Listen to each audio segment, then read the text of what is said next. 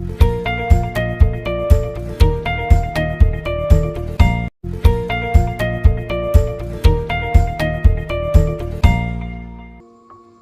The lord. యేసుక్రీస్తు దివ్యనామంలో ఉదయకాల సమయంలో కార్యక్రమం వీక్షించుచున్న మీ అందరికీ నా హృదయపూర్వక వందనాలు తెలియజేస్తున్నాను. పరిస్థితులు అన్నీ బాగున్నప్పుడు అందరికీ మనం జ్ఞాపకం ఉంటా వచ్చినాం.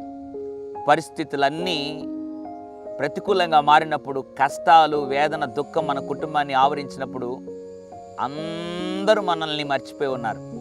ఆ పరిస్థితి నీకు కూడా ఉంది కదూ. ఉదయకాల సమయంలో ఈ దీన స్థితిలో నేను ఎవరికి గుర్తు రావటం లేదే. ఒకప్పుడు అన్నీ బాగున్నప్పుడు అందరూ నా చుట్టే ఉన్నారు.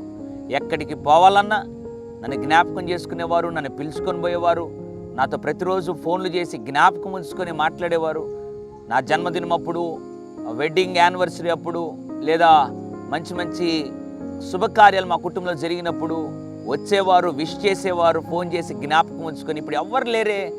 కారణం నా దీనస్థితే, నా పేదరికమే, నా కష్టాలే అని బాధపడుతున్నావా? ఈ దీనస్థితిలో దేవుడు నీ పక్షాన లేదా నీ జీవితంలో ఏమై ఉన్నాడో తెలుసా? నీ జీవితాన్ని ఆయన ఏ రీతిగా ఉద్ధరించబోతున్నాడో తెలుసా?